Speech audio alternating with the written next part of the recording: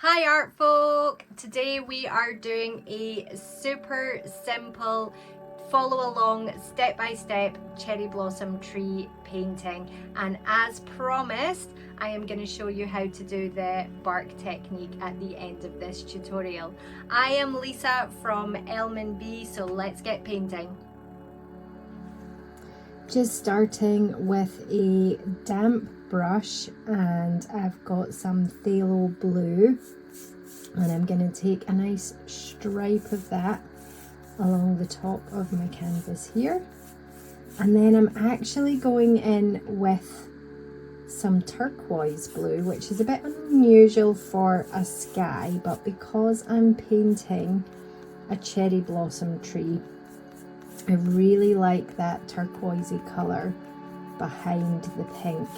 So just blending those together. That's why we're working with a damp brush. We've got the tiniest bit of water on the brush, and we're just blending that in, and then I'm going straight in with titanium white just to start lightening the turquoise and bring that down. More white, and I think I want the sky to come quite low, so I'm gonna go way past the halfway point. And again, if your brush is feeling just a little bit dry, just the tiniest of touch of water on there. So we're just working back and forward, horizontal, side to side, until we're happy with this sky. I'm keeping it really simple because I want the detail to be in the tree.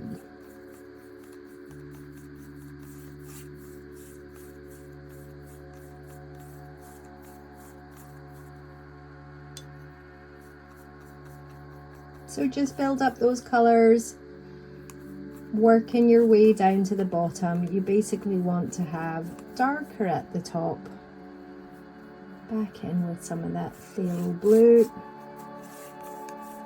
darker at the top, blending your way down through the turquoise, and then into the white at the bottom. Now, because I'm not cleaning my brush off and I'm just picking up that white with still some blue on my brush, that's what's helping to create that nice pale blue colour. Now we're going to work on a horizon line, and we're going to put in some grass. So I've not cleaned my brush off, I've still got blue on there, and I've just picked up some light yellow, and obviously because I've got the blue on my brush, that is going to give me a bit of a green tone. Again, dipping in my water, tiniest bit, dipping back in the yellow, and just blending in to that blue. Nice hazy horizon line, just the blue from your brush and the light yellow paint. Lemon yellow or a really light yellow working best for this.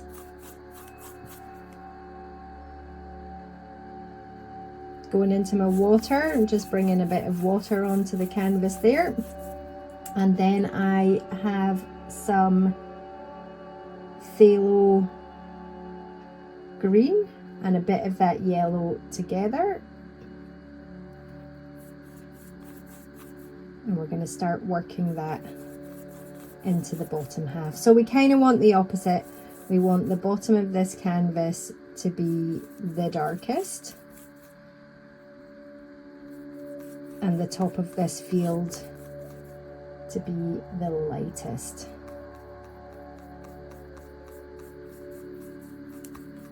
So this is just a background to the tree, which is the main feature. So straight phthalo green at the bottom now. And if you wanted to go really dark at the bottom there, you could bring in a little bit of that phthalo blue and just bring that into that bottom stripe. And then we'll work back up, just spreading the paint, getting a nice layer Gonna bring in more of that yellow. You can have lighter spots and darker spots, and then we'll just blend that back up to the horizon.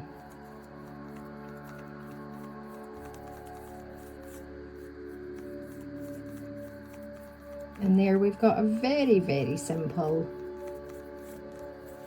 sky and grass background. Now we are going to work a tree onto the top of this. So I'm just going to use one of my detail brushes, and I've got some burnt umber. And I think I'm going to mix a little bit of that with some of the phthalo blue, because I just want a super, super dark, almost black colour for this base, but I don't want to use black. So we're going in with a trunk, which is wider at the bottom and thinner at the top. Now you don't have to be too worried about this, because we're going to add some details. So you just want a rough tree shape.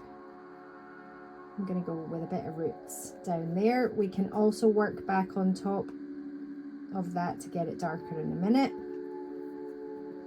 And then let's go for some branches.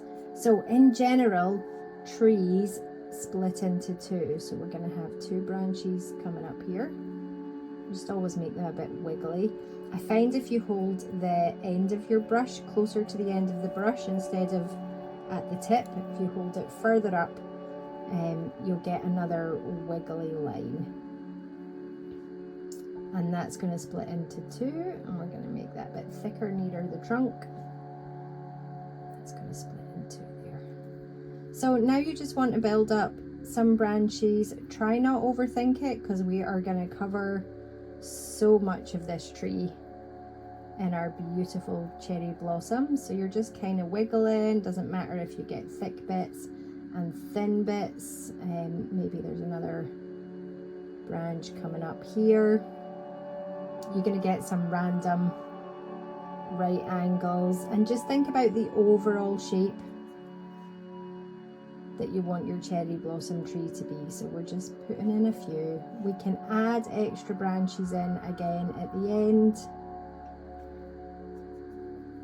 The way to get really, really thin light branches is hardly any pressure. So barely touching the canvas is going to give you those really thin lines. And then when you put harder pressure on the canvas, you get a thicker line. So let's just try and build up nice spread of branches for this tree. Now you can use a reference photo just to get a shape. I tend to just go for it, and I'm keeping them lighter towards the edge.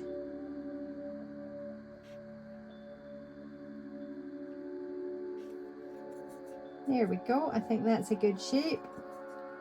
And I'm just, now that this has had a chance to dry, I'm just going to go in with a second layer just to make that a bit darker.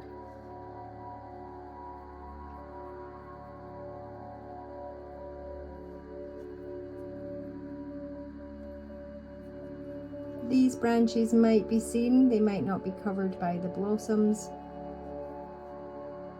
So I'm just going to make sure that they're filled in.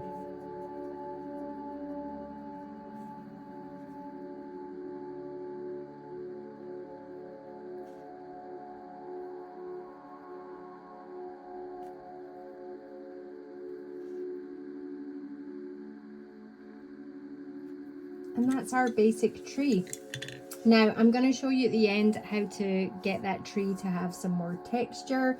We're going to add in some extra details at the end as well. We'll maybe add some shadows and things, but now we want to start thinking about the placement of the cherry blossoms themselves. So I like to use really old brushes. So this is a really old filbert brush, and basically you can see that it's all worn and ragged at the edge, and that gives you a really, really good texture. So if you've got an old scrappy brush kicking about, that tends to be a good one to use. You can also use mini mop brushes, or you can do this technique with cotton buds as well, and you can go for dots instead of the kind of print that I'm going to get from this brush, but that is totally up to you how you want to have your tree look. So what we want to do is we want to start with the dark colour. So we want to think cherry blossoms have got a kind of pinky tone to them, but we want something that is really, really dark to start as our base, and then we're going to add in a couple of layers of colour on top of this. So this is where the cherry blossom petals might be in shadow. So I have got dioxidine purple and a permanent rose. I've loaded up my brush with that really nice dark purpley colour. I think a little bit of purple in a cherry blossom tree is great. And we're just going to start tapping it on at the end of those branches. So that's why we weren't worried so much about what these branches look like, because now we're building up the shape of the tree. So these are going to be the shadows, and I just keep mixing those two colours together as I go. I'm not worried that the colours are going to be slightly different at slightly different points on the tree, so I'm just mixing as I go instead of mixing up a big batch at the beginning. And just think about where that foliage is going to fall, and think about the foliage that might come across the middle of the tree as well. Even if you've not got a little branch, you want to leave some of those dark branches that you painted on showing through. So let's get quite a nice base layer. And thinking about the overall shape of the tree. Doesn't need to be a perfect circle. I've got little peaks and troughs all around the edge there. So that is our dark shadow layer.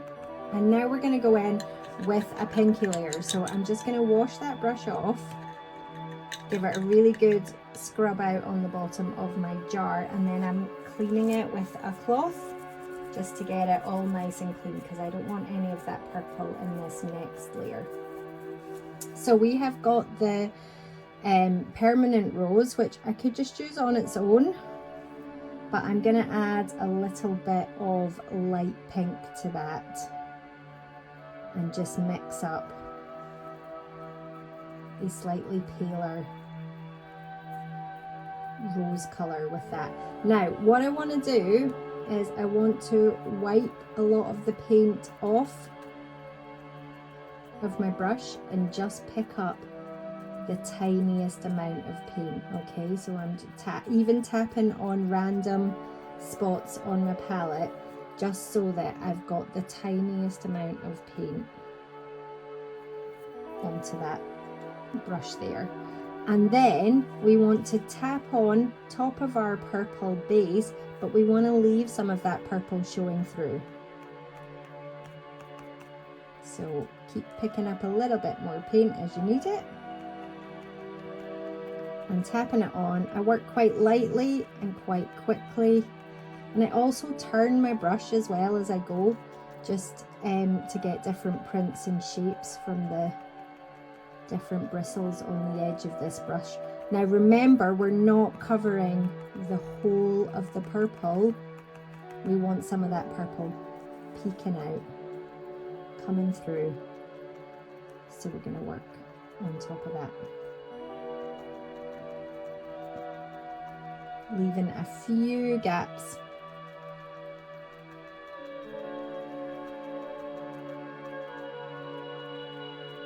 So we can see that purple coming through.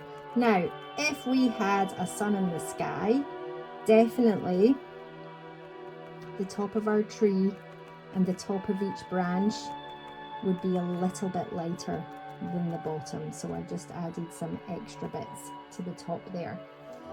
If you wanted to, you can go straight in with your rose That's Permanent Rose. Just add the odd little bit of that really bright pink colour. Not too much. Just a little bit here and there.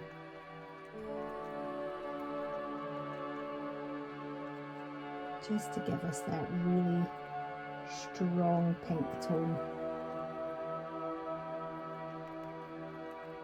Making sure that there's still the tiniest hint of that purple coming through.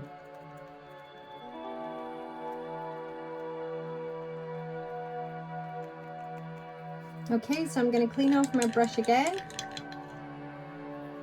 squeezing it out on the sides of my water pot, and then I am cleaning it on like an old tea towel or an old cloth or something like that that you can work on. Now we want to go in either with the straight light pink, or maybe the light pink and a little bit of white. Let's go for straight light pink and see how that looks. Yeah, we could go in with some of that. So again, think about where the lighter points are going to be. So right on the top of the tree, right across the top of each set of branches, as well as a little bit elsewhere. So we're going in with that light pink. And I'm kind of working over the edge of where I've already dabbed on the blossoms now, because right at the very edge is where you're going to get those palest colours as well, because there's not other branches and things behind them. So I'm purposely working outside the lines almost, just to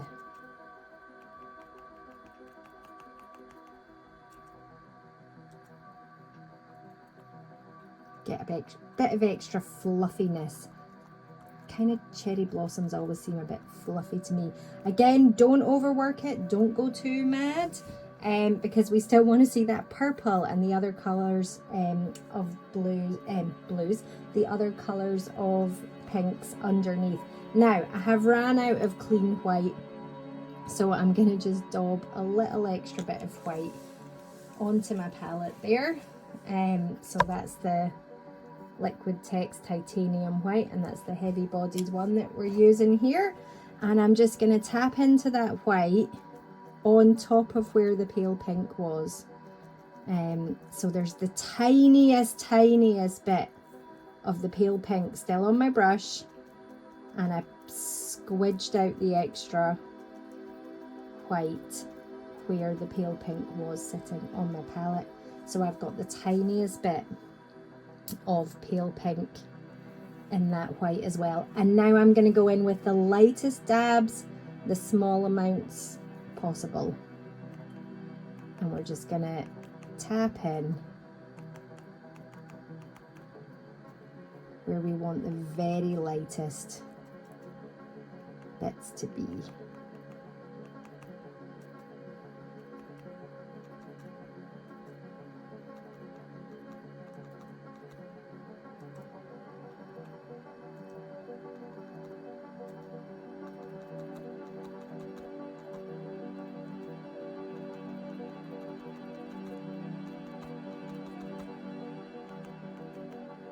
And again, don't overwork it. It's best to leave some of that other colours showing through. I've gone in with a little bit of straight white now, just really bright. Just a few dabs here and there. And maybe just a few right on the edge.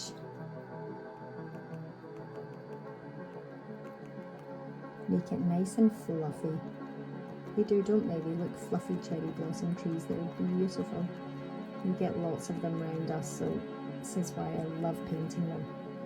Next, if you've got a fan brush, we could add in a little bit extra detail to this foreground here. So I'm just tapping in to that yellow, and I've got little bits of the phthalo green as well, and with our fan brush we can just kind of tap like that just to give this a little bit of texture, and almost as if we've got bits of shadows from where the light is coming through between the branches. So I'm picking up a bit of the green and a bit of the yellow on the same brush, and then we're just tapping on, and I'm going to go a little bit over the roots of my tree, and then I'm just going to get some of that dark green. I've not cleaned out my brush, so again there's probably still little bits of yellow on there, but I'm just going to get some of that dark green, and I'm just going to think about that maybe this tree is creating a little bit of a shadow on the grass, so we're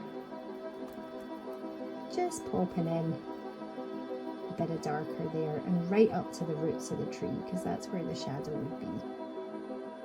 Bit more of that dark green. Tap, tap, tap, tap, tap. Get a great shape and texture from a fan brush. So that's a nice simple way just to do the grass, and if you wanted to go really light, you could bring in a little bit of the yellow and the white and tap in a few lighter spots just to brighten that horizon line a little bit. Now, I know a lot of you have been asking how to do bark, so as a little bonus today, I'm going to show you how to add some texture to the bark of this tree.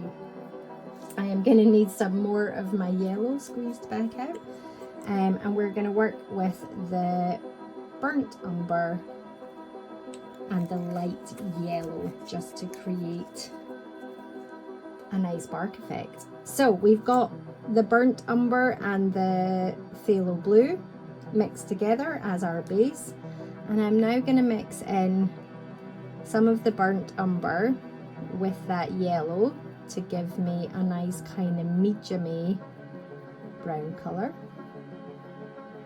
So just mix in until you're happy, and I've just got a little small detailed brush again. And what I tend to find is if you've put your paint on quite thickly the first time, you'll already have little lumps and bumps that you can follow, but almost what you want to do is just do lots of little dashes and work up and down over the whole tree. So we're just adding in little bits of dashes. Might make a slightly darker, richer brown here with more of the brown in it and less of the yellow. And put some of that on. That's a nice colour.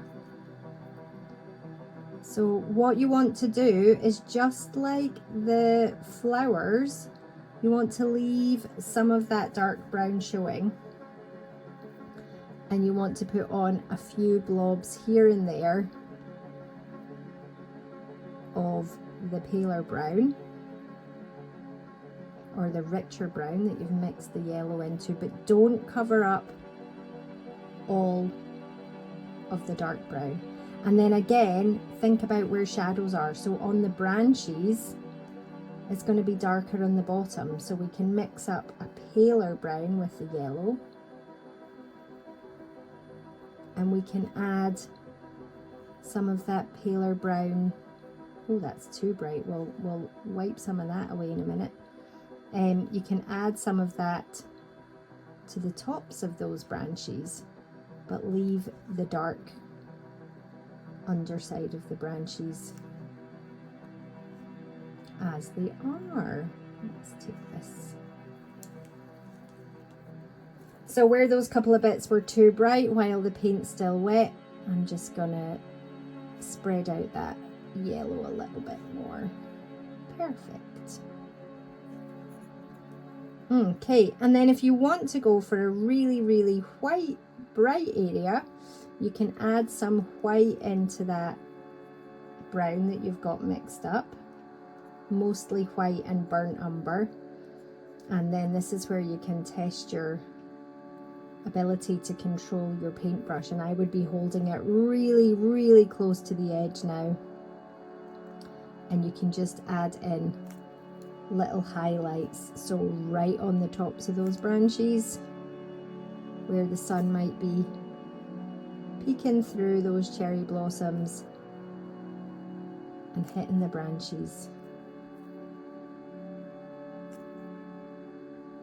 Just working with different colours and doing lots of little dots and dashes. And then if you wanted to, you could put a little knot on the tree. You can make a kind of leaf shape as if there's a hole in the tree, and we'll just add a few more lighter splodges. So literally lots of little dashes and splodges, and just making sure that you're leaving those really dark points and having some really light points. Cleaning off my brush, wiping all the excess paint off, and I'm just going to take out that one got a little bit too bright, so we're just going to take some of those back a little bit. Perfect.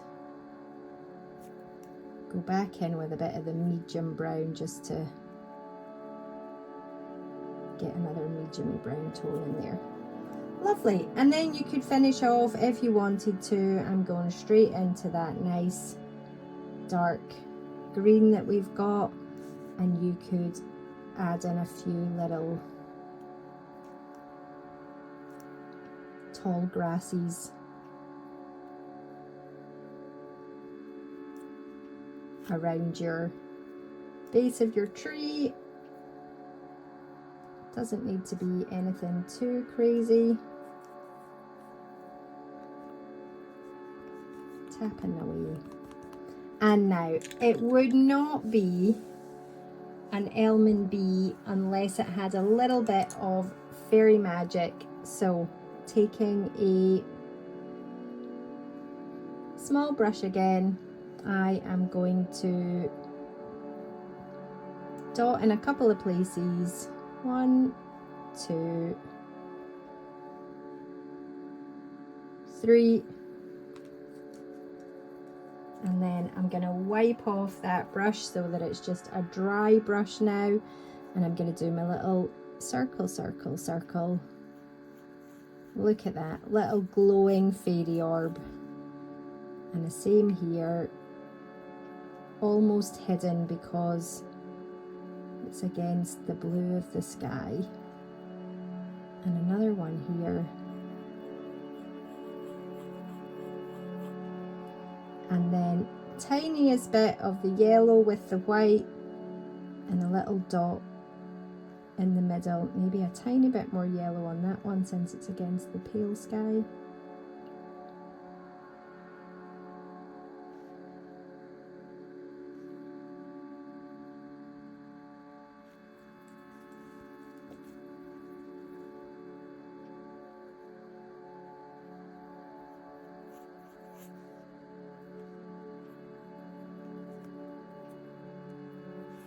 And there we go. A beautiful fairy-filled cherry blossom tree.